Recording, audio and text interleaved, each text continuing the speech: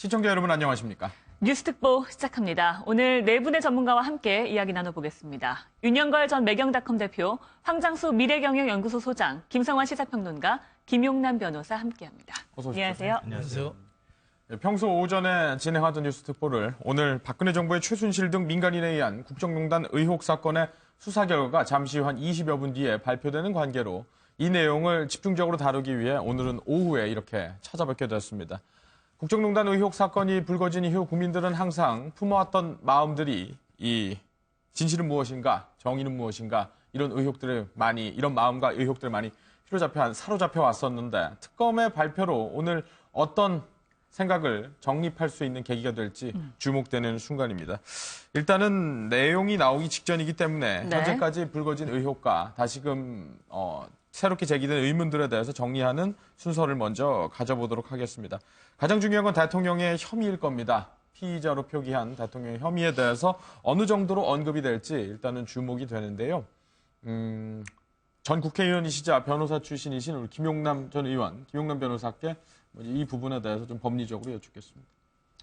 글쎄, 오늘 그 박영수 특검의 수사 결과 발표는 일단 시기적으로는 대단히 이례적입니다. 보통 수사 결과 발표가 특검의 수사가 2월 28일 날 종료됐기 때문에 수사를 끝내면서 그날 발표를 보통은 하거든요. 네. 그래서 지금 한 일주일 정도 경과된 이 시점에서 수사 결과를 발표하는 게 상당히 시점적으로는 이례적입니다. 물론 이제 이번 특검법에 의하면 수사를 종료하고 10일 이내에 대통령과 국회에게 이 사건의 경우에는 지금 권한 대행에게 보고를 해야겠습니다만 이제 서면으로 보고하도록 되어 있습니다. 그거는 이제 서면 정리를 하는데 좀 시간이 필요하다는 의미에서 수사 종료 후 10일 이내에 이렇게 보고를 서면으로 하도록 되어 있는데요.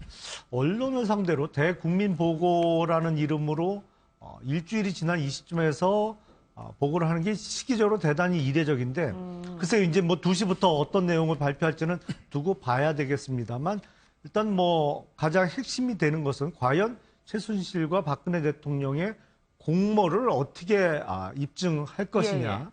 공소장에 기재된 내용 외에 앞으로의 진행될 재판 과정에서 그것이 과연 어떠한 증거에 의해서 입증이 가능하겠느냐라는 것이 핵심이 될 것 같고 지금 법률적으로 특히 논란이 되는 것은 그 미르재단과 K스포츠재단의 대기업들이 출연한 그 돈을 특검은 뇌물로 의율했거든요. 이거 근데 제가 알기로는 우리나라에서 아마 다른 나라에도 유례가 없을 것 같은데 재단 출연금을 뇌물로 의율한 사례는 여태까지 한 번도 없었습니다. 5공화국 때 이례재단을 만들었죠. 전두환 대통령 때. 근데 이례재단에 그때도 대기업들이 재단에 출연금을 냈습니다만 그때도 뇌물로 의율한 적은 없거든요. 그래서 오늘 질문을 받을지 어쩔지는 모르겠습니다만 만약에 그 언론을 상대로 발표를 하는 자리에 어떤 법률적인 좀 의문점을 제기하는 언론인이나 누가 있다면 이 부분에 대해서 설명이 나오는지 좀 지켜봐야 될 것 같습니다. 네, 주목할 부분을 몇 가지 짚어주셨고 시기적으로 좀 시기는 이례적이다라는 말씀을 해주셨는데요.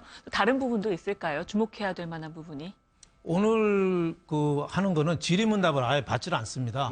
그냥 발표만 해요. 그러니까 아까 김 변호사님 얘기한 듯이 왜 수사가 지난달 말에 끝났는데 한참 지나서 인지하느냐. 이 시점이 굉장히 좀 관심을 끄는 거죠. 왜 그러냐면 지금 헌재 선고가 빠르면 10일, 이번 주 금요일 날, 늦어도 다음 주 월요일 날 13일 정도에 나는데 거기에 좀 헌재가 이 오늘 발표하는 거를 증거로 채택하진 않았지만 헌법재판소가 정치적인 사법기관 아닙니까? 정치적인 사안을 법적으로 하니까 헌재 심판관이 오늘 발표해서 영향은 상당히 받을 수가 있을 것 같다. 그래서 좀 태극기 이쪽 친박이나 이런 분들은 피의사실 공포죄로 어떻게 보면 특검이 지금 위법 행위를 하고 있다. 지금 즉시 처벌해야 된다. 이런 얘기가 나올 정도로 의원이 실제로 오늘 결과가 나와도 상당히 조금 설왕설래해서 좀 반론도 상당히 많이 있을 것 같습니다만 가장 큰 거는 오늘 처음에는 이제 이재용 삼성 부회장의 뇌물건하고 또 블랙리스트 그리고 또 2대 입학 비리 3개인데 그중 관심 제일 큰 게 이제 이재용 뇌물에 관해서 그 돈이 이제 그 433억이 뇌물수수로 지금 입건이 됐는데 네. 그 돈이 최순실하고 박근혜 대통령하고 바로 연결돼서 소위 말하는 공동지갑론이냐 경제 공동체론이냐 예, 예. 그 대통령이 연초에 그런 얘기 했잖아요. 나를 경제 공동체론이라고 하는 거는 엮어도 너무 엮는 거다. 정말 억울하다고 짝이 없다. 이렇게 얘기하는데 오늘 거기에 대한 정황이 좀 나오지 않겠느냐. 예. 처음에는 이제 2014년 9월에 그 승마협회장을 맡아달라고 대통령이 요구를 했고 독대에서 네. 그다음에 2015년 7월에는 왜 승마협회장을 맡았는데 하나그룹 있을 때보다도 지원해서 적냐. 좀 빨리 좀 해야지 경영권 쓴 게 보탬이 되지 않겠냐. 이렇게 하고 또 2016년 2월 달에는 정유라에 대해서 그 코어스포츠 통해서 지원해서 감사했다. 뭐 이런 얘기를 통해서 이제 경제 공동체라는 거를 또 강조하고 또 하나는 그 경제 공동체라는 걸 강조하기 위해서 삼성 집을 이제 10억 5천만 원에 삼성동 살 때 집을. 대통령이 왜 예. 삼성 집을 살 때 그때 대통령이 관여 안 하고 네. 최순실하고 최순실 어머니 임선희 씨 돌아가셨죠. 예, 예. 그분 이름으로 계약을 했다. 그리고 옷값 3억 8천인가를 최순실이가 대납을 했으니까 이런 정황을 봐도 공정 경제 공동체론이니까 둘이 똑같이 뇌물 수수를 엮을 수가 있다 이런 건데 아마 옛날 일이라 그때는 금융실명법도 없고 그래서 이게 실제 우리가 국민이 화난 감정하고 법적인 절차를 나중에 밟을 때 어느 정도 판단 날지는 그건 상당히 좀 의문이 많을 수밖에 없을 것 뭐 같습니다. 지금까지 두 분 예. 얘기하신 것 짚어보면 좀 포괄적으로 봤을 때 어쨌든 이제 기업체 자금 출연이라든지 그리고 최순실 씨와 대통령과의 관계가 이 작금에 제시된 혐의를 입증할 수 있는 중요한 어떤 계기가 될 거라고 보는데 해석이 조금 다른 것 같은데 일단 김성환 평론가는 어떻게 저는 생각하십니까? 시기적인 부분에 대해서는 조금 의견을 달리하는데 네. 예. 물론 이제 굉장히 예민한 시기이기 때문에 특검이 대국민 보고를 한다고 하면 그게 어떤 방식으로든 헌재 판결에 영향을 줄 수 있을 것이다. 이건 이제 상식적인 추론이 될 수 있다고 생각을 합니다. 그런데 실제로 그 헌재가 우리가 이제 예측하고 있는 헌재 평의 결과가 나오고 실제로 이제 국민들한테 그 내용이 선고가 되는 게 이제 알려지는 게 3월 10일이나 13일 요 정도 시기예요. 그러니까 지금 6일 날 그 특검에서 뭐 대국민 보고라고 해서 박 대통령의 혐의와 관련되어 있는 내용을 얘기를 한다 하더라도 그게 직접적으로 헌재 판결에 영향을 줄 것이다. 그렇게 저는 개인적으로 보지는 않습니다. 예. 왜냐하면 헌재 재판관들이 이미 기존에 나와 있던 여러 가지 혐의, 특히 이제 뇌물죄와 관련된 혐의에서 어떤 부분에 대해서 법리적으로 문제가 있는지, 이걸 과연 뇌물죄로 볼 수 있을 것인지, 그 뇌물죄가 박근혜 대통령의 직위를 박탈할 수 있는, 파면할 수 있는 사유나 요건이 될 수 있을 것인지, 이런 부분에 대해서는 아마 재판관들 나름대로 각각 개개인들이 이미 나름 판단을 하고 있을 거라고 저는 생각해요. 그러니까 그런 면에서 헌재에 영향을 줄 수 있을 거라고 생각하는 것은 좀 과도한 생각이다, 추측이다 이렇게 예. 생각하고요. 다만 이제 국민 여론에 미치는 영향은 저는 있을 것 같습니다. 네. 그러니까 기존에 이제 그 특검이 제한된 상황 내에서 브리핑을 하는 이런 방식이 아니라 보고대회라는 형태로서 조금 더 구체적인 어떤 혐의 내용이 나올 경우에 예를 들면 우리가 이제 지난번 검찰 조사를 했을 때 검찰이 이 정호성 전 비서관의 그 휴대폰에서 나온 녹취 파일을 만약에 듣는다면 예. 촛불이 횃불이 될 것이다 이렇게 얘기했던 것과 좀 비슷한 어떤 여론의 반응이 나올 수도 있겠다. 예. 그러니까 박 대통령과 최순실 씨가 어떤 관계를 맺었는지 좀 상세한 내용이 조금 더 나올 경우에 그럴 경우에는 아마 국민 여론이 좀 악화될 수 있는 측면이 있을 것이다 이렇게 생각이 되는데요. 네. 근데 저는 특검이 이런 어떤 여론의 반발이나 또 지금 국민 뭐 여론이 분열됐다고 하는 지적들이 나오고 있는 상황에서 그렇게까지 상세한 내용을 밝히는 위험을 감수할 것 같아 보이지는 않는다. 그렇게 생각합니다. 네. 네. 지금 그 내용과 관련해서요, 조금 논란이 있는데 먼저 김진태 의원이 어떤 얘기를 했는지 들어보시고 이야기를 나눠보겠습니다. 특검 수사 결과 발표 자체가 다 불법입니다. 수사 기간이 끝난 특검이 도대체 무슨 이제 와서 수사 결과를 발표한다는 건지 도저히 이해할 수도 없고 이런 불법적인 발표를 즉각 중단하기 바랍니다. 만약 특검이 오늘 특히 대통령에 대하여 뭐 뇌물수수 혐의가 있다. 이런 거를 발표하게 되면 바로 피의사실 공표죄의 현행범이 되는 겁니다. 네, 김진태 네. 의원이 이 부분에 대해서 뭐 율사 출신이기도 하고 변호사 법조인 출신이기도 때문에 뭐 피의사실 공표죄 이런 얘기를 하고 김용남 변호사도 마찬가지신데 그렇지만 뭐 그 부분에 대한 법률적인 소개도 부탁드리지만 김진태 의원은 어쨌든 탄핵 반대 입장에서 뭐 소위 말하는 태극기 집회에도 적극적으로 참석했던 인물이기 때문에 그거에 따른 정치적인 맥락도 함께 봐야 될 것 같습니다만 어떻게 보세요? 이게 이제 수사 과정에 대한 언론 브리핑 때 이제 항상 문제가 되는 게 피의사실 공표죄입니다. 그래서 국민의 알 권리라는 헌법상의 가치하고 이제 어떻게 조화를 이룰 것이냐 이게 예. 문제가 되고 지금 특검이 2월 28일 날 수사를 종료하면서 이미 기소한 사람들 그러니까 뭐 이재용 부회장이라든지 최순실과 같은 사람에 대한 내용을 발표하는 것은 이미 기소가 됐기 때문에 예. 피의사실 공표죄에 이제 해당이 안 될 수가 있지만 예. 박근혜 대통령과 관련된 사항은 아직 기소가 안 됐단 말이죠. 그야말로 피의자로 입건만 해놓은 상태이기 때문에 박근혜 대통령에 대한 구체적인 언급은 피의사실 공표죄에 해당될 여지가 충분히 있습니다. 예. 근데 다만 이제 그것이 국민의 알 권리를 충족시켜주기 위한 거다라고 이제 강변을 한다면 그 두 개의 가치, 그러니까 피의사실을 함부로 공표하지 않아서 지켜져야 될 어떤 인권이나 이런 가치하고 국민의 알 권리라는 가치하고 이제 조정을 해야 되는 과정인데 예. 그래서 이따가 이제 2시에 박영수 특검이 만약에 예. 구체적으로 어떠한 구체적 사실을 적시한다면 이름은 피의사실 공표죄에 해당될 가능성이 매우 높습니다. 예. 네. 황장수 소장께서는. 예, 근데 피의사실 공표죄가 사실은 그 수사기관이 수사를 한 대상을 공소, 즉 기소하기 전에 외부로 그 내용을 유출하는 부분입니다. 예. 그래서 박 대통령을 빼고는 나머지 사람들은 다 공소에 관한 입장을 결정을 했고요. 박 대통령에 대해서 특검은 대통령이기 때문에 내란 및 외환이 아니고는 그 공소를 제기할 소추할 수 없다. 이 부분 때문에 공소를 갖다가 기소 중지 상태로 이렇게 간주한 것 같고요. 그런 상태에 있는 사람들에게 이제 피의 사실을 유포한 부분이 어떻게 되는가 하는 부분에 대해서는 뭐 여러 가지 흐름의 여지가 있겠지만은 이번에 이 특검의 조사 대상의 핵심이 박 대통령이지 않겠습니까? 그런 부분에서 특검은 그런 부분에 문제가 없다라는 판단을 하고 하는 것 같고요. 특히 피의사실 유포죄로 지금까지 이 수사기관에 종사했던 사람 중에서 처벌을 받은 사람이 거의 없다라는 부분으로 봤을 때 예. 피의사실 유포죄 논란이 결국은 정치적인 논란이 될 것이다라는 입장이고요.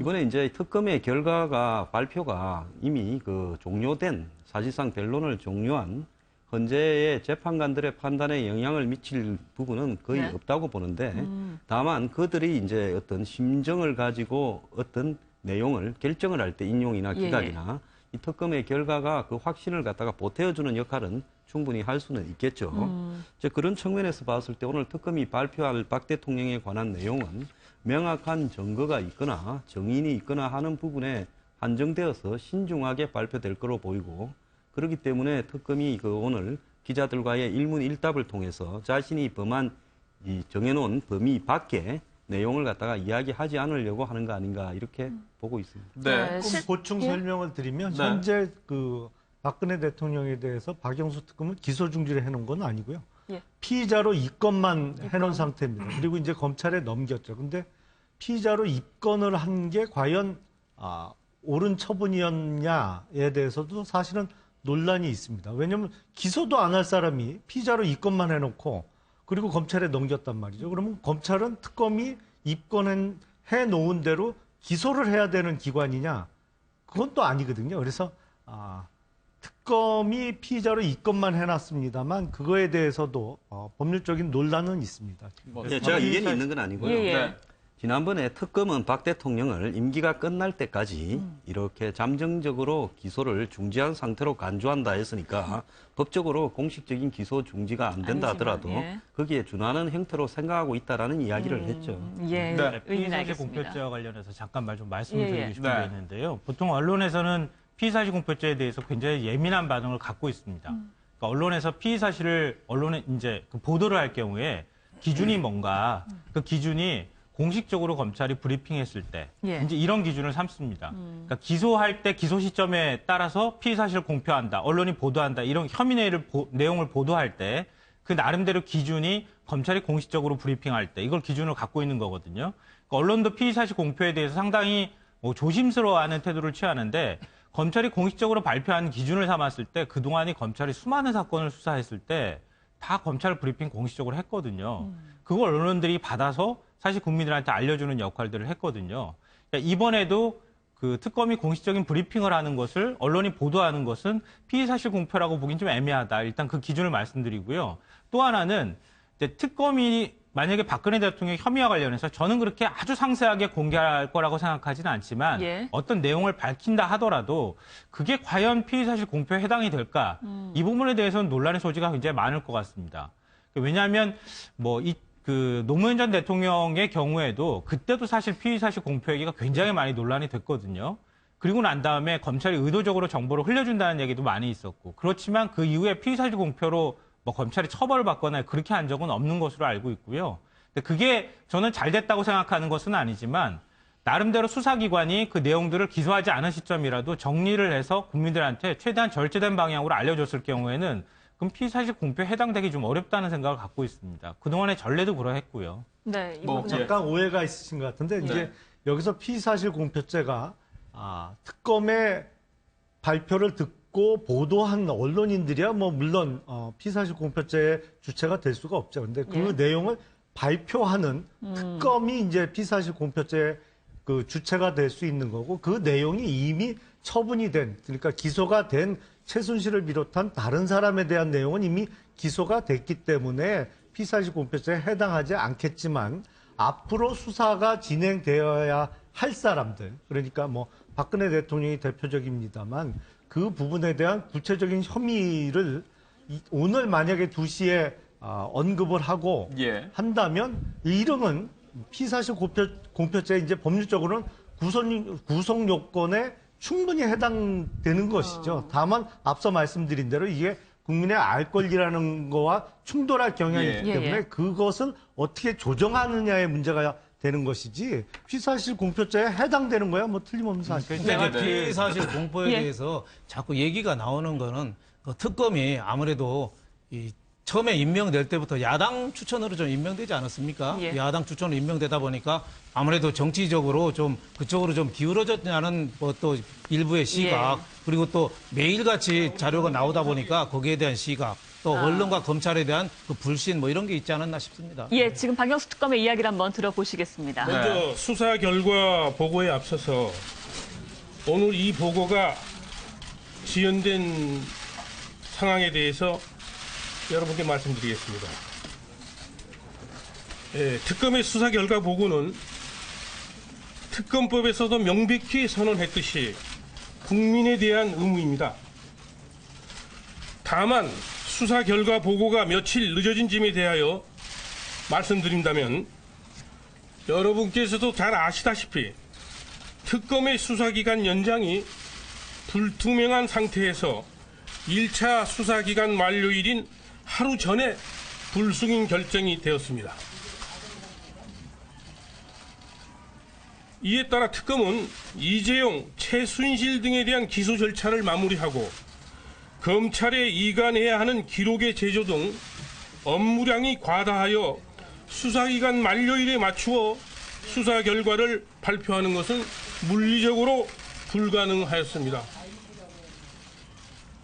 또한 수사 결과 발표 및 청와대와 국회 보고 준비를 위해서 그동안의 수사 결과를 정리하는 데 적지 않은 시간이 소요되어서 오늘 부득이 이렇게 발표하게 되었음을 말씀드립니다. 그러면은 여기 참여한 우리 특검 수사에 참여하신 간부들을 소개하겠습니다. 특검보 박충근 변호사, 특검보 이영복 변호사, 특검보 양재식 변호사, 특검보 이규철 변호사, 수석 파견검사 윤석열 검사, 수사지원단장 어박용 국장입니다.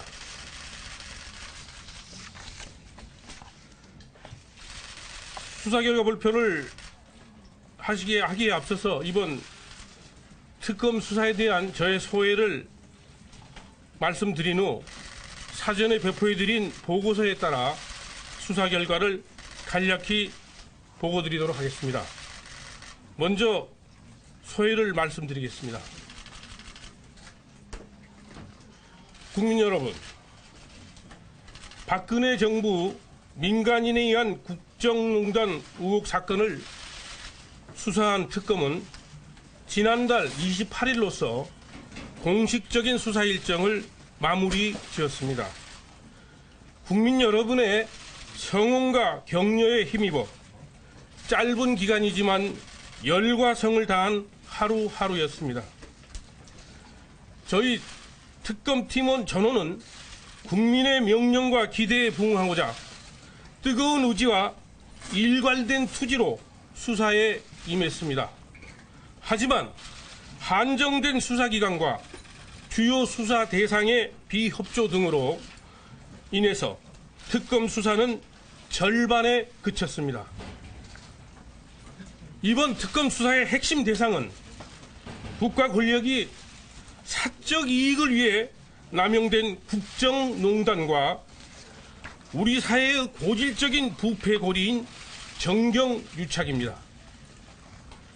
국론의 진정한 통합을 위해서는 국정농단의 사실이 조각조각 밝혀져야 하고 정경유착의 실상이 국민 앞에 명확하게 드러나야 합니다.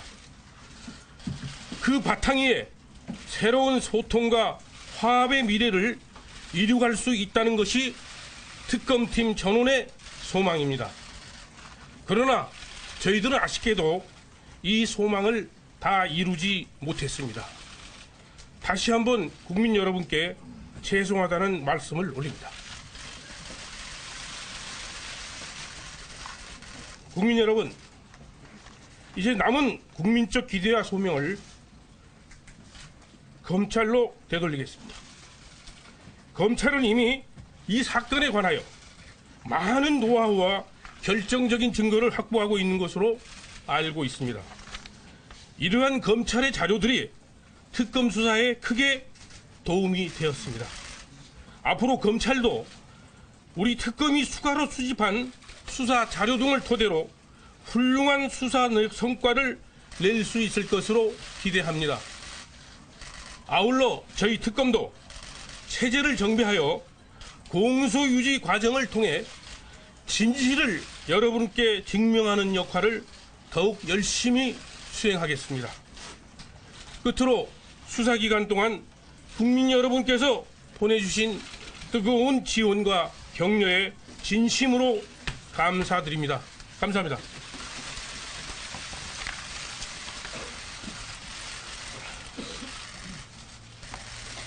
지금부터 수사 결과를 말씀드리겠습니다. 발표 순서는 배포된 수사 결과서의 내용대로 제1장 특별검사 일반 현황부터 제5장 제도 개선 사항까지 순서대로 말씀드리겠습니다. 먼저 제1장 특별검사 일반 현황을 말씀드리겠습니다. 2016년 11월 22일 국정농단 의혹 사건 특별검사법이 공포되고 같은 해 12월 1일 특별검사가 임명되어 업무를 시작하였습니다. 특검 구성원들은 특별검사보 4명과 파견검사 20명 등 총 120여 명으로 조직은 크게 4개 수사팀과 대변인 수사지원단으로 구성하였고 특별검사보 3명과 수석 파견검사를 각 수사팀장에 1명의 특검보를 대변인에 각 배치하였습니다. 특검은 수사 준비 기간 중 검찰 수석 기록 4본 5만 5천 페이지를 인계받아 조기에 기록 검토를 마치고 구체적인 수사 계획을 수립했고 2016년 12월 21일 현판식과 함께 보건복지부, 국민연금공단 등 15개소를 동시에 압수수색하는 것을 기점으로 특별검사의 수사가 개시되었습니다. 수사 기간 중 총 46회의 현장 압수수색, 컴퓨터 등 554대의 저장 매체와 364대의 모바일 포렌식 분석, 사건 관계인 조사 등 다양한 수사 활동을 전개하였습니다. 다음 제2장 주요 수사 사건 수사 결과를 말씀드리겠습니다. 먼저 삼성전자 이재용 부회장 뇌물 공여 등 사건입니다. 삼성그룹 부회장 이재용이 미래전략실 최지성 실장 등과 공모하여 자신의 경영권 승계 과정에서 도움을 받을 목적으로 회사 자금을 횡령하여 대통령과 최순실에게 뇌물을 공유하고 그 과정에서 외환거래법을 위반하여 회사 자금을 국외로 반출하였으며 그 범죄 수익의 발생 원인과 처분에 관한 사실을 위장하고 최순실은 대통령과 공모하여 이재용 등으로부터 뇌물을 수수한 사건입니다. 이재용 및 삼성임원 3명을 뇌물 공여죄 등 관련 법규로 위반으로 기소하였고 최순실을 특정범죄 가중처벌 등에 관한 법률, 뇌물 등의 혐의로 불구속 기소하였습니다. 다음 국민연금공단의 삼성물산 합병 관련 직권남용 및 배임 사건입니다. 이 사건은 문영표 복지부 장관이 청와대로부터 삼성물산과 제일모직의 합병을 성사시키라는 지시를 받고 직권을 남용하여 홍한성 국민연금공단 기금운용본부장에게 내부투자위원회에서 합병 찬성 결정을 하도록 지시하고 홍한선 본부장은 위 지시에 따라 투자위원회 위원들에게 합병에 찬성할 것을 지시하고 관련 자료를 조작하는 등의 방법으로 투자위원회에서 합병 찬성 결정을 하도록 하여 국민연금공단에 최소 1,388억 원 상당의 손해를 가한 사건으로 문용표를 직권남용 권리행사 방해죄 등으로 구속 기소하고 홍한선을 특정 경제범죄 가중처벌 등에 관한 법률 위반 배임으로 불구속 기소하였습니다. 다음 문학의 블랙리스트 사건입니다. 이 사건은 연간 약 2천억 원에 이르는 문화예술 분야의 보조금을 단지 정부 정책에 비판적이거나 견해를 달리한다는 이유만으로 해당 문화예술인이나 단체에 대하여 그 지원을 배제함으로써 예술의 자유의 본질적 영역인 창작의 자유와 문화적 다양성을 침해하고 또한 비협조적인 공무원에 대하여서는 부당하게 인사조치한 사건으로 김기춘 전 비서실장, 조윤선 전 문체부 장관, 김종동 전 문체부 장관, 정관주 전 문체부 1차관, 신동철 전 정무비서관을 직권남용죄 등으로 구속 기소하고 김상률 전 교육문화수석비서관, 김소영 전 문화체육비서관을 같은 죄로 불구속 기소하였습니다. 다음 정유라의 입시 및 학사 비리 사건입니다.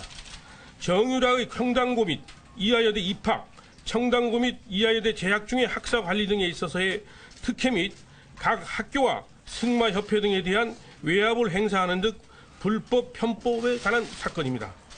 이하여대 전 총장 최경희, 신산업융합대학장 김경숙 등 관련 교수 5명을 업무방해 혐의 등 혐의로 구속 기소하고 최순실 등 4명을 불구속 기소하고 정유라에 대해서는 체포영장을 발부받아 검찰에 이첩하였고 청당고 학사 비리와 관련하여 대한승마협회장 또는 서울특별시 승마협회장 명의의 허위 봉사활동 확인서 5부를 청당고에 제출하여 위계에 의한 공무집행을 방해하였다는 혐의로 최순실을 불구속 기소하였습니다. 다음 최순실 민관 인사 및 이권 개입 사건입니다. 이 사건은 최순실이 대통령에게 부탁하여 금융기관 인사에 개입하는 등 직권을 남용하고 미얀마 공적 원조 사업 이권 확보를 위해 미얀마 대사, 코이코 이사장 인선에 개입한 후 대통령 등의 영향력을 행사한 대가로 미얀마 관련 회사 지분을 취득한 사건으로 최순실을 특정범죄 가중처벌 등에 관한 법률 위반 알선수재, 직권남용 권리행사 방해죄로 불구속 기소하였습니다. 다음 비선 진료 및 특혜 의혹 사건입니다.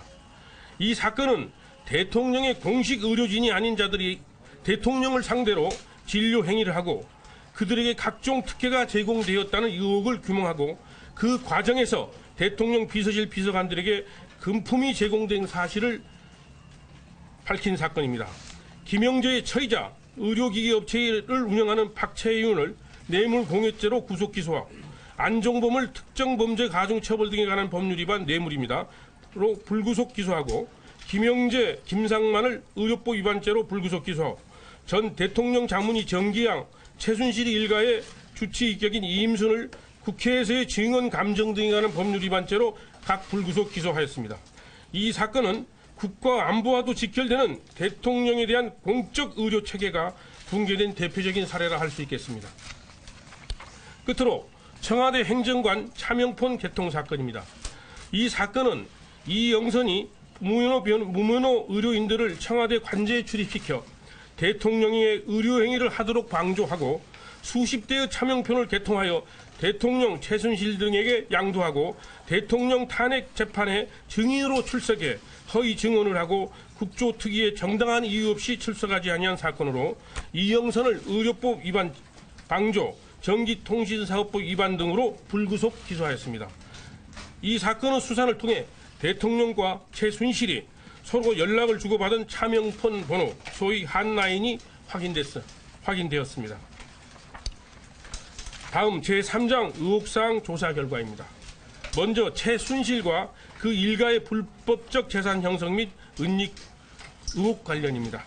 특검법 제2조 12조에 근거하여 그동안 제기되었던 최순실 일가의 재산과 관련된 사항을 망라하여 약 총 28개 의혹사항으로 정리하고 조사에 착수하였습니다. 이 조사를 위하여 대법원, 국세청, 국가기록원 등으로부터 수많은 관련 자료를 받아 분석하고 연 인원 94명을 조사하였습니다. 조사는 대상자들의 현재 재산 파악과 불법 재산 형성 및 은닉에 대한 의혹사항을 조사한 바 있습니다. 그 결과 확인된 최순실의 현재 보유 재산에 대하여 법원에 추진 보존 명령을 청구를 하였습니다. 또한 확인된 최순실의 부동산은 36개, 신고가 기준으로서 약 228억에 이르고 최순실 일가의 부동산은 178개, 2,230억 원으로 확인되었습니다. 현재 재산 보유 사항과 도출된 관련 의혹 사항에 대해서 상당한 진척은 있었으나 재산 형성의 불법 사항과 은닉 사항에 대한 조사가 완료되지 못하였습니다. 앞으로 조사가 계속 이루어질 것으로 보고 그동안의 조사 사항을 정리하여 서울중앙지검에 인계하였습니다. 다음 세월호 침몰 사고 당일 대통령 행정에 관련된 의혹입니다. 이 사건은 세월호 침몰 당일에 대통령의 행정에 관하여 국민적 의혹이 대두되고 있어 비손 진료 및 특혜 의혹, 특검법 2조 제14호입니다. 사건에 대하여 수사하는 기회에 의혹 해소 차원에서 그 진상을 조사하게 된 것입니다. 조사 결과 대통령이 2013년 3월부터 2013년 8월 사이에 피부과 자문의로부터 약 3회에 걸쳐 필러 보톡스 시술을 받은 사실, 또 2014년 5월부터 2016년 7월 사이에 김영재로부터 5차례 보톡스 및 더모톡신 등 시술을 받은 사실은 인정되나 세월호 침몰 당일이나 전날에 비선 진료나 시술을 받았는지 여부에 대해서는 확인할 수 없었습니다. 다음 제4장 검찰 이관 사건은 대통령 관련 뇌물수수 등 사건, 문화계 블랙리스트 사건, 우병우 전 민정수석 비위 사건 및 정유라 입시 및 학사 비리에 관한 사건인데 모두 검찰에 이관하였으므로 자세한 사항은 보도자료를 참조해 주시기 바랍니다. 끝으로 제5장 제도 개선 사항에 관하여는 특검 수사기관의 문제, 공소유지 지원 관련 문제, 군사시설 보호시설에 대한 압수수색 검증영장 집행 문제에 대한 제도 개선 사항으로 보도사항에 잘 기재하였기 때문에 이 보도자료를 참조했으면 합니다. 이상 국정농단 의혹 사건에 대한 수사를 간략해나마 마치도록 하겠습니다. 경청해 주셔서 감사합니다. 감사합니다.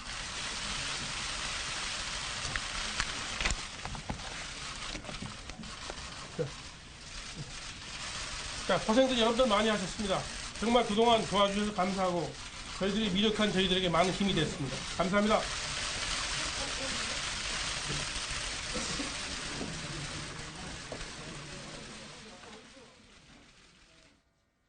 네, 방금 보신 대로 최순실 국정농단 사건을 수사해온 박영수 특별검사팀이 바로 조금 전에 최종 수사 결과를 발표했습니다. 예상했던 것보다는 꽤 이른 시간에 이른바 브리핑이라고 할까요? 발표가 마무리가 됐고 이제 특검은 주요 피고인들의 재판을 진행하는 공소유지 체제로 바뀌게 됩니다. 네, 현장에 나가 있는 취재기자 연결해서 내용을 한번 자세히 들어보겠습니다. 이혁근 기자.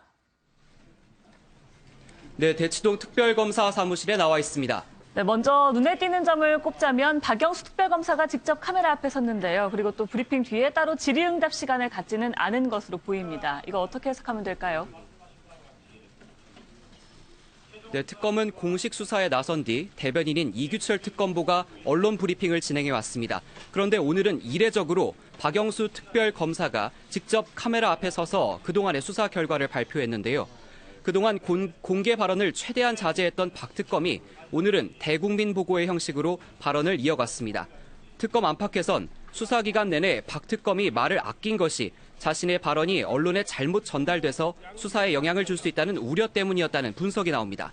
오늘 발표가 끝나고서 박 특검이 별도의 질의응답을 받지 않은 이유는 탄핵 심판의 선고가 며칠 남지 않은 가운데 마지막까지 언행을 조심하려 한 것으로 풀이됩니다.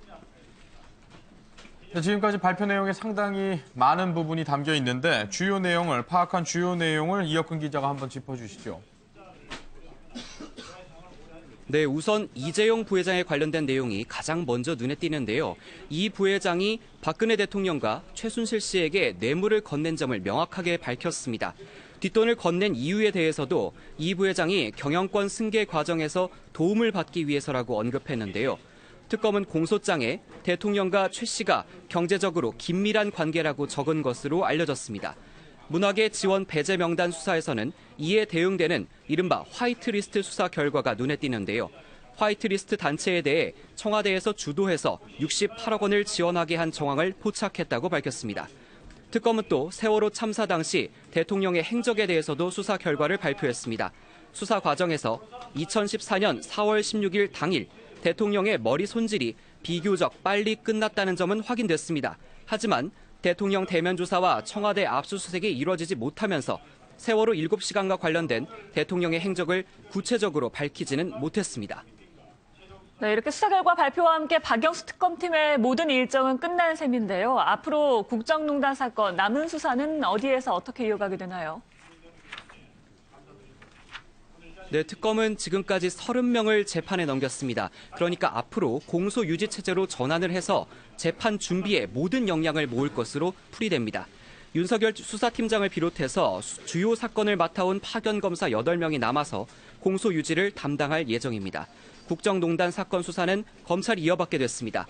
검찰은 오늘 특별수사본부를 다시 꾸려서 본격적인 수사에 나서는데요. 검찰에서 특검으로 갔던 배턴을 다시 검찰이 받게 된 상황이라 수사의 공정성 논란에서 벗어나는 게 가장 시급한 문제입니다.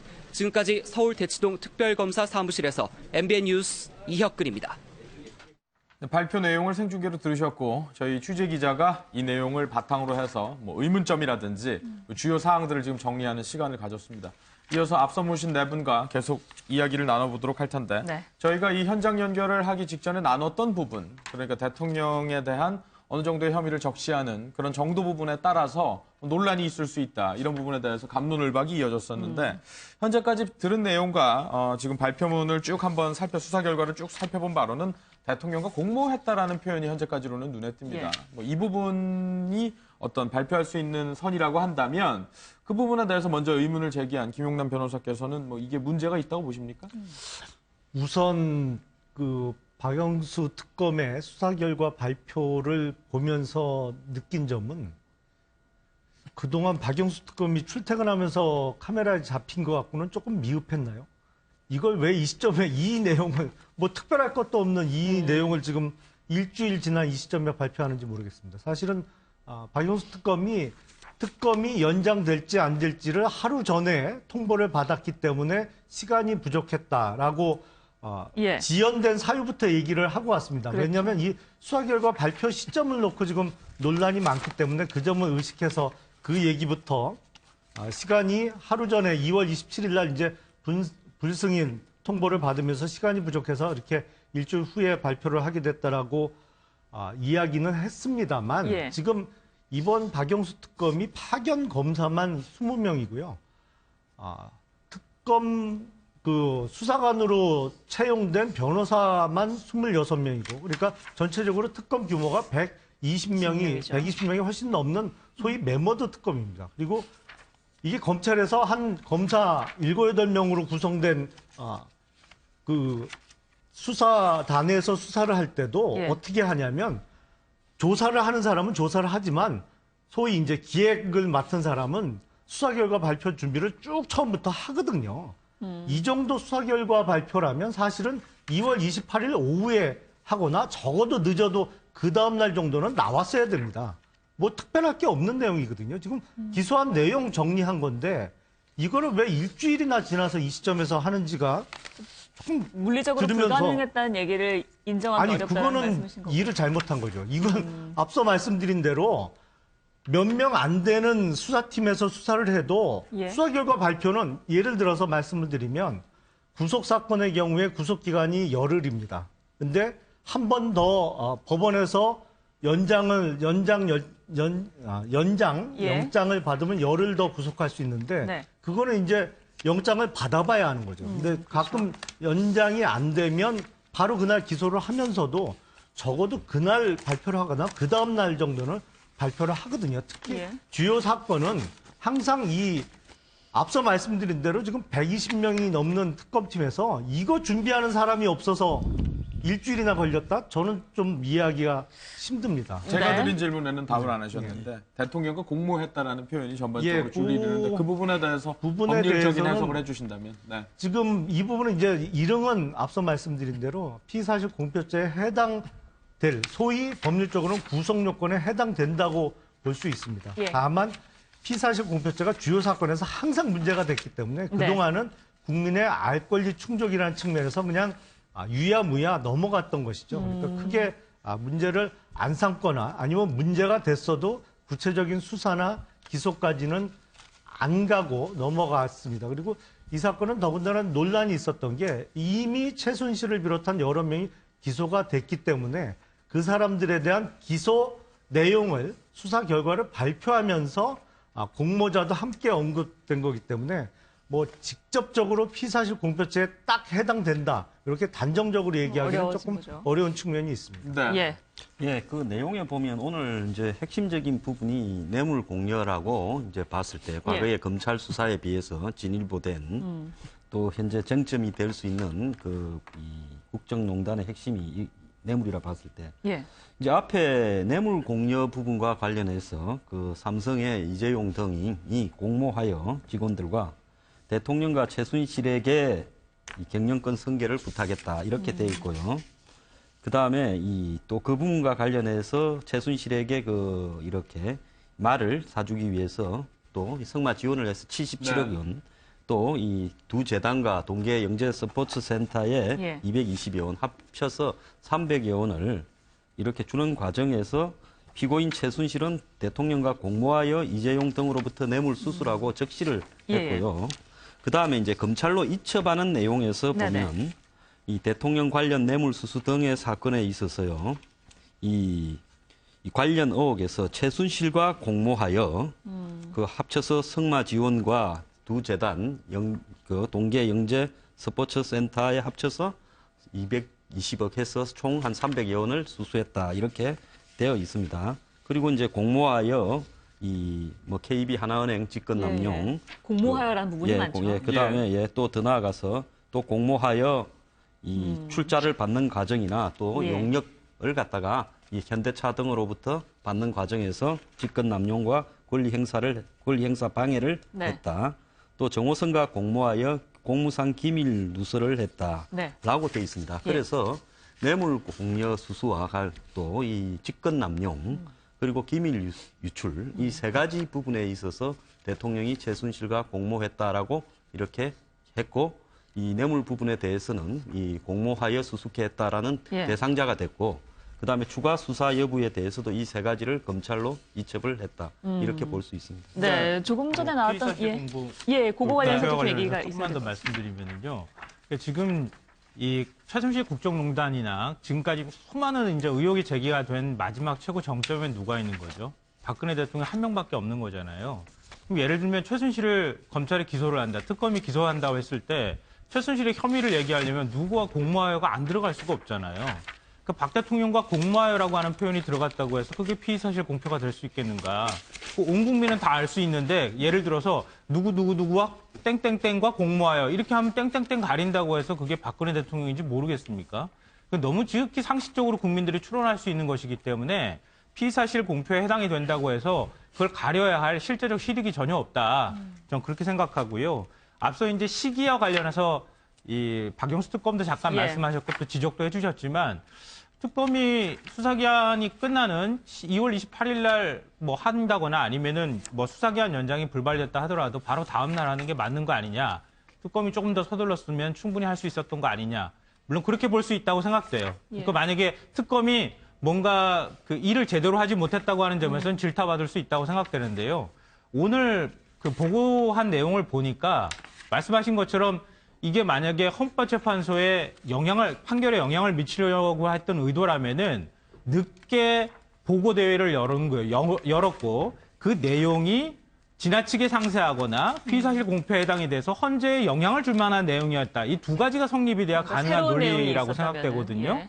근데 지금 보고한 내용을 보니까 기존에 나왔던 내용하고 거의 대동소이한 정도 수준입니다. 물론 약간 상세한 내용이 있기는 하고 주목할 부분이 있기는 하지만 그러니까 그렇다면은 그 내용 자체가 그렇게 상세하게 나오지 않고 새로운 내용이 없는 상황에서 특검이 조금 나중에 보고대회를 열었다고 해서 이게 헌재에 영향을 줄 수 있다고 하는 논리적인 어떤 성립이 잘 안 된다. 그러니까 결과적으로 말씀드리면 특검은 헌재에 영향을 준다고 하는 어떤 비판적인 여론을 의식해서인지 뭐 모르지만 어쨌든 분명히 의식한 건 사실인 것 같고요. 실제로 헌재에 영향을 미칠 만한 내용은 다 대부분 삭제한 채 발표를 했다 이렇게 보는 게 맞을 것 같습니다. 오늘 박영수 특검이 시작할 때부터 왜 이거를 했는지 여기에 대해서 많이 강조를 했어요. 국민에 대한 의무고 특검 연장이 불투명한 상태에서 할 수 없이 좀 늦어졌다 하는데 오늘 발표 내용이 아침 조간에 다 나온 거예요. 그러니까 나는 사실 공포죄가 구체적으로 뭔지는 몰라도 아침 신문에 다 나온 거랑 지금하고랑 무슨 차이가 있는지 모르겠어요. 그러니까 어떻게 보면 이번 특검이 너무 좀 언론 지향적인 좀 그걸 했다. 오늘 같은 날은 박영수 특검이 사실은 저렇게 발표 안 하고 서류만 내도 내가 보기엔 되지 않았느냐. 그냥 실무자 시켜서 브리핑을 하든지. 그리고 엊그저께는 또 특검 기자들하고 또 점심 먹으면서 또 얘기를 거의 다 했어요. 그러니까 자꾸 너무 이렇게 하니까 특검이 좀 정치성을 좀 넘어뛰는 거 아니냐. 그리고 또 오늘 발표 내용 중에서 하다못해 삼성그룹의 경영 시스템이 변화가 있었다. 미래전략실 해체다.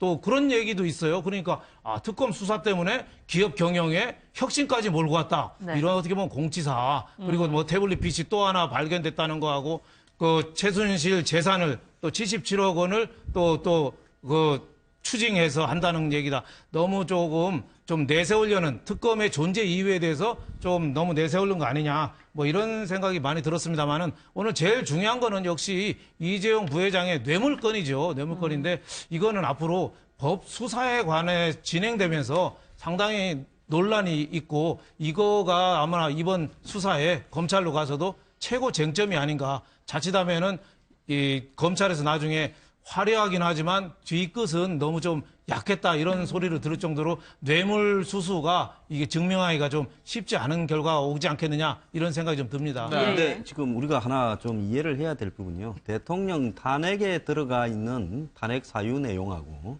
이 특검 수사에서 뇌물 수수 내용하고는 직접적인 연관관계가 없다라는 겁니다. 지금 대통령의 탄핵 사유에서는 대통령이 공직자로서 대통령도 공무원이지 않습니까?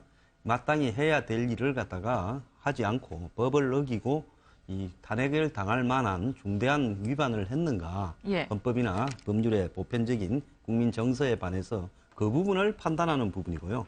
뇌물 부분은 사실상 수사가 더 진행이 추가로 검찰에 가서 더 돼야 되고 또 이 재판을 통해서 이런 부분을 또 가려야 되는 이런 부분이 있기 때문에 직접적인 연관관계가 없습니다.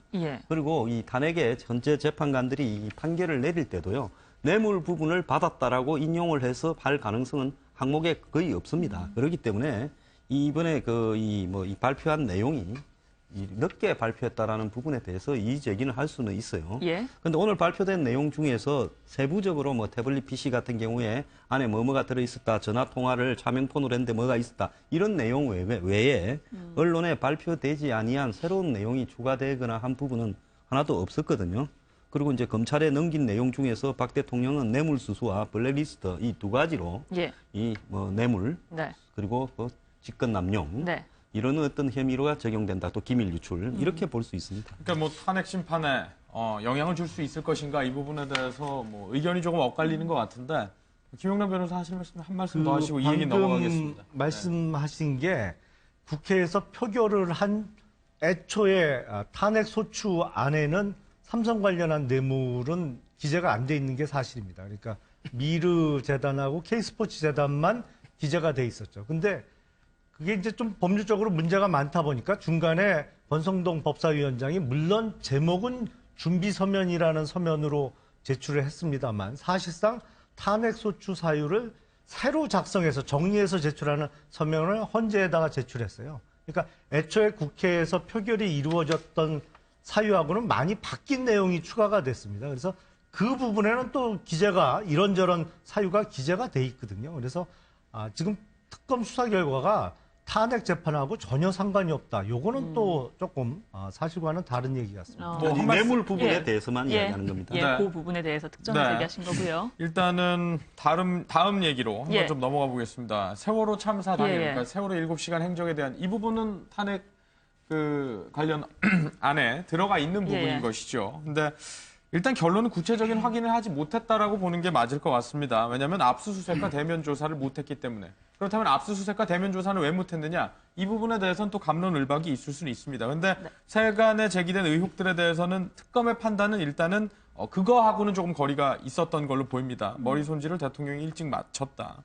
오전 행적은 그러나 예. 확인하지 못했다. 가장 관심이 됐던 게 네. 오전 행적인데 오전 행적에 대해서 확인이 의문은 못했다는 거죠. 계속 남아 있는 걸로 봐야 될 것 같은데 이 부분에 대한 해석은 조금 자유롭게 열어두도록 하겠습니다. 어떻게 생각하십니까? 먼저 예.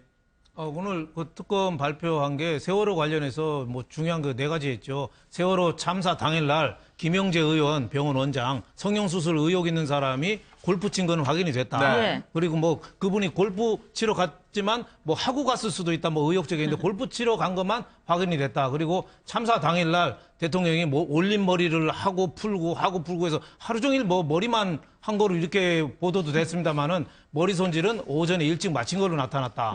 그리고 당일 오전에 행적은 확인을 못했다.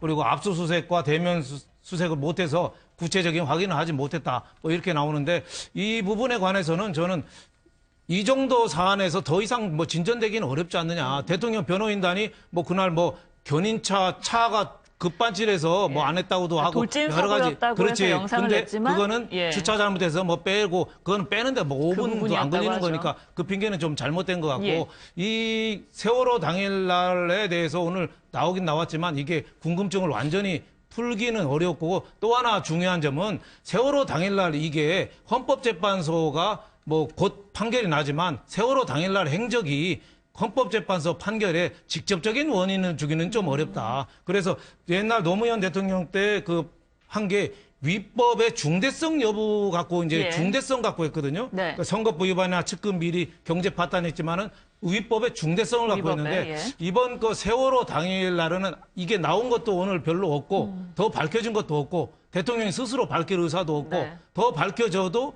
내가 보기에는 헌법재판소에 이 탄핵을 하는데 요거는 별로 세월호 당일 거는 별로 영향을 주지 못하는 거 아니냐. 제일 중요한 거는 뇌물죄가 어떻게 보면 어떻게 판단하느냐. 그게 아마 더 중요한 것 같다. 이렇게 생각이 듭니다. 네. 네. 뭐 말씀하신 게 동의는 하는데요. 예. 세월호 7시간과 관련되어 있는 문제는 의혹이 풀리지 않았을 뿐이지 탄핵 사유가 안 되는 건 아니다. 국회 소추위원단이 주장을 했던 것처럼 만약에 예를 들어서 오전 시간대 박근혜 대통령이 미용 시술을 했다고 하면 탄핵 사유가 충분히 될 수 있죠. 국민이 그 많은 국민들이 지금 생사를 오하고 있는 상황에서 국민의 생명과 안전을 지켜야 될 대통령이 미용 시술을 했다. 그게 어느 나라에서 그게 수용이 되고 용인이 될 수 있는 수준일까요? 저는 이제 충분히 그런 건 제기할 수 있다고 생각을 하는데요. 문제는 확인할 수가 없었다는 걸 지금 예. 얘기하고 있는 거 아닙니까? 특검도 뭐 아쉽다는 표현을 쓰진 않았지만 여전히 남은 의혹, 풀리지 않은 의혹이라고 하는 표현을 예. 사용을 했는데요.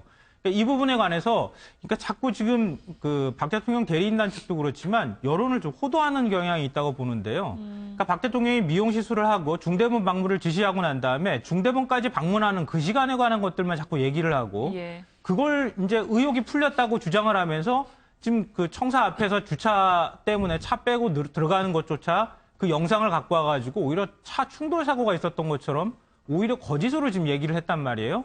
근데 국민들이 궁금해했던 부분은 중대본을 갔느냐 안 갔느냐기보다는 박 대통령이 제대로 된 보고를 받고 제대로 대처를 했느냐.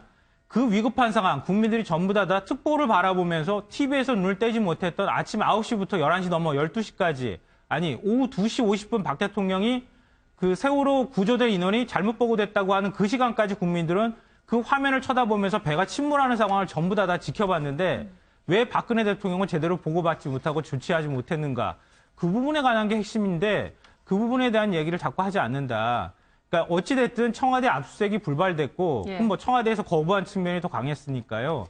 그래서 지금은 밝혀지지 못했지만 나중에 행여나 또 다른 특검이 만들어져서 지금 뭐 검찰과 뭐 우병우 전 민정수석과의 어떤 관계 문제라든가 증거인멸의 문제라든가 이런 것들을 다시 조사할 수 있다면 저는 그런 내용에 대해서도 조사를 해야 된다고 봅니다. 네. 애초에요. 예, 제가 간단하게. 예. 애초에 그 세월호 문제는 특검 사유로 넣는 부분에서 당시에 이제 새누리당입니까? 반대를 했고 또 야권의 일각에서도 이 부분을 탄핵 사유로 넣었을 때 해석에 많은 여지가 있다. 대통령이 세월호라는 배가 가라앉는 부분을 다 알면서도 의도적으로 뭐 성형수술을 강행했다 이런 정도까지 넣으면 탄핵 사유가 되겠지만은 그 부분을 뭐 하는 대처하는 과정에서 예. 정책상으로 판단을 잘못했다든지 사태의 심각성을 잘 몰랐다라는 것만으로 이 탄핵 사유가 되겠는가 하는 부분은 논란의 여지가 있습니다. 그래서 우리가 특검의 발표 내용을요. 어떤 거는 믿고 어떤 거는 안 믿고 이렇게 할 수는 없는 부분이고 애초부터 이 부분이 탄핵의 직접적인 사유가 되기는 좀 어려운 줄 야당도 알면서도 사실 좀 넣은 바가 있습니다. 그래서 지금 조사를 못한 부분이 있다니까 이거는 이제 추후에 이 뭐 검찰이나 추가 수사가 있다면 밝혀질 내용이고요. 현재로서는 뭐 이 세월호 7시간에 관한 문제가 탄핵의 전혀 결정적인 부분이 아니기 때문에 그 부분에 대해서 논란을 벌일 필요는 없을 것 같아요. 네, 예. 김용남 변호사님 어떻게 생각하십니까? 글쎄, 이게 그동안 소위 세월호 7시간과 관련한 논란이 그동안 야권이나 일부 시민단체에서 그동안 그 세월호 당일날 4월 16일 날 2014년 4월 16일 날 박근혜 대통령이 미용 수술을 받았다. 그래서 김영재 원장을 대상으로 조사를 했고 이번 특검도 예. 조사가 이루어졌습니다. 예. 또 그게 아니라고 밝혀지니까 소위 뭐 주사 아줌마라는 사람 불러서 수면 유도제 뭐 그걸 맞았다 해서 주사 아줌마도 조사가 됐고요. 그 시간에 그것도 아닌 것으로 나오니까 또 무슨 기치료를 받았다 해서 기치료 아줌마도 조사가 이미 됐고요. 그러니까 지금 세간에서 제기한 또 야권에서 제기한 의혹들은 다 사실이 아닌 거로 규명이 된 겁니다. 다만 그 세월호 당일날 중대본에 왜 좀 더 일찍 가지 않았느냐. 예. 박근혜 대통령이. 그거 관련해서는 글쎄 대통령이 중대본에 일찍 간다고 해서 구조 상황이 좀 더 나아지거나 아니면 세월호를 다시 기울어져 가는 배를 일으켜 세울 수 있었다면 모르겠는데 애초에 이거는 법률적으로 탄핵 사유는 헌법과 법률에 중대한 위반 사유가 있을 때 탄핵 사유가 되는 거거든요. 뭐 적절한 예인지는 모르겠습니다만 오바마 대통령도 현직 대통령으로 있으면서 미국에 수해가 나서 큰 홍수가 나서 재난 보고를 받고 재난 지역으로 선포하라고 지시하고 계속 골프를 쳤습니다. 그리고 휴가를 다 마치고 돌아왔어요. 백악관으로. 물론 그것이 어떠한 정치적인 비난의 사유는 될 수 있을지언정 처음부터 애초에 세월호 소위 7시간이라는 것은 그동안 뭐 미용 수술을 받았다, 수면 유도제를 맞았다 여러 가지 의혹이 있었습니다만 이름은 아닌 것으로 밝혀진 것이고 처음부터 탄핵 사유가 될 수가 없었던 것을 국회에서 집어넣었던 겁니다. 그래서 권성동 법사위원장이 소위 탄핵 사유를 정리하면서 세월호 7시간은 그 부분은 제외했던 것이거든요. 우리 좀 사실관계를 명확히 할 필요가 있을 네. 것 예. 같은데요. 그동안에 이제 야권이나 아니면 많은 국민들이 이제 의혹을 제기했잖아요. 의혹을 제기한 이유가 뭐냐? 청와대가 명확히 밝히지 않았기 때문에 의혹이 제기가 된 거고 의혹이 생겨난 겁니다.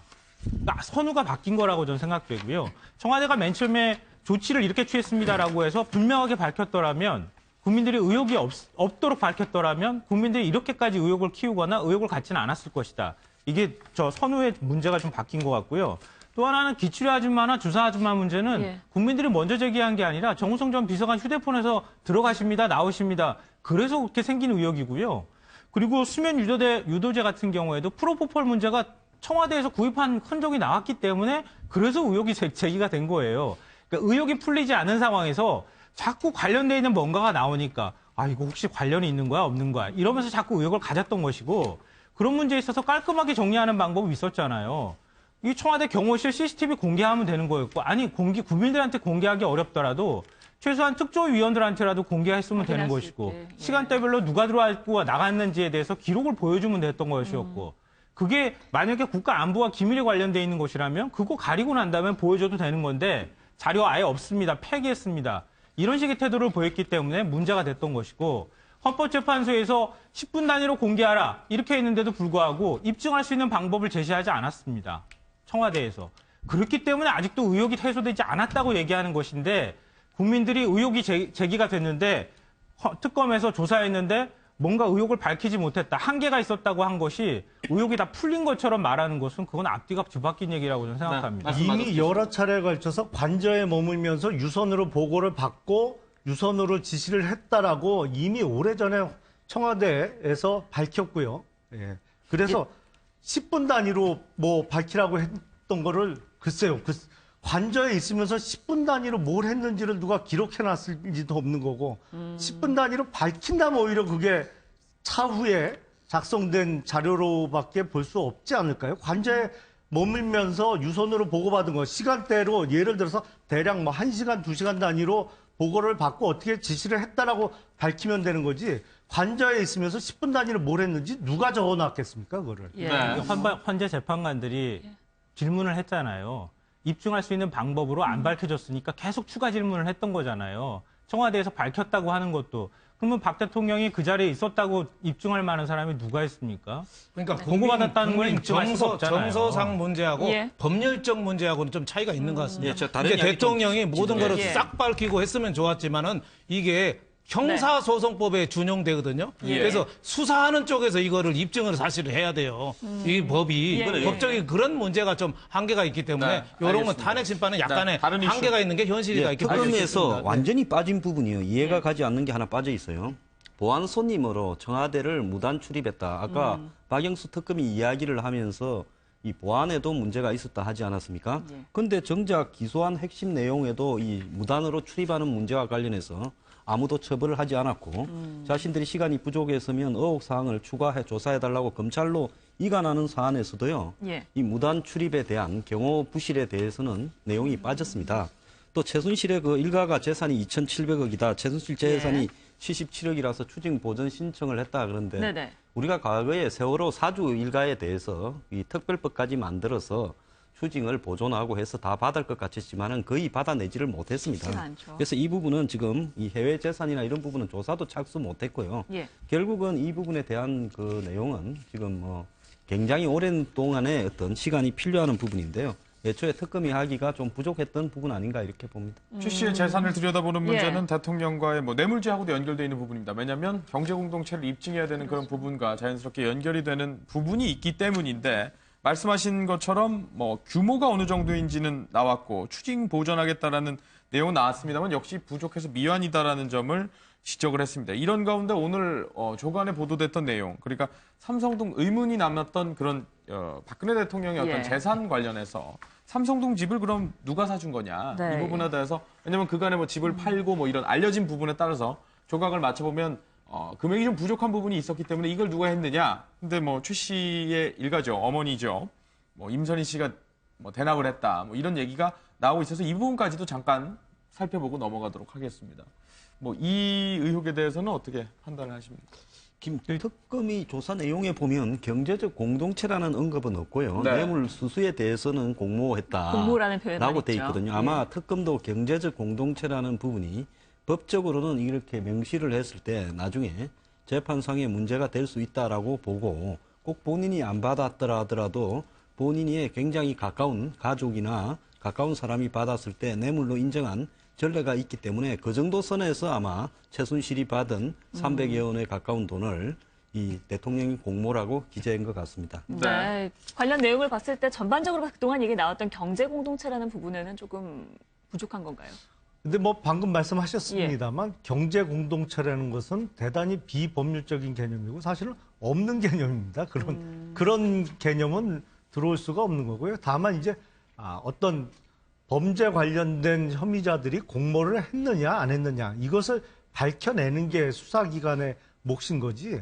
뭐 A하고 B라는 사람은 경제 공동체라 A가 받은 게 무조건 B가 받은 거로 볼 수 있다. 이런 논리는 그럼 그런 애시당초에 말 없는 대신 논리거든요. 공모가 들어갔다고 보면 됩니까? 그렇죠. 그거는 이제 공모했느냐 안 했느냐 이거를 밝혀내는 것이고 이제 특검은 공모로 볼 수 있다라고 예. 판단했다고 오늘 수사 결과를 발표한 것입니다. 그러니까 이게 공모가 경제- 아니라면 네. 예, 이 알선 중재가 돼야 되겠죠, 최순실한테. 공모라고 지금 예, 되어 그러니까 있긴 하죠. 많은 공모니까 부분에서. 뇌물이 되지 않겠습니까? 예. 경제 공동체론 얘기하는데 네. 이게 1990년 6월에 삼성동 집을 10억 5천에 산 거거든요. 예, 예. 그때는 금융실명제 전이에요. 예. 지금부터 몇 년 전입니까? 27년 전이거든요.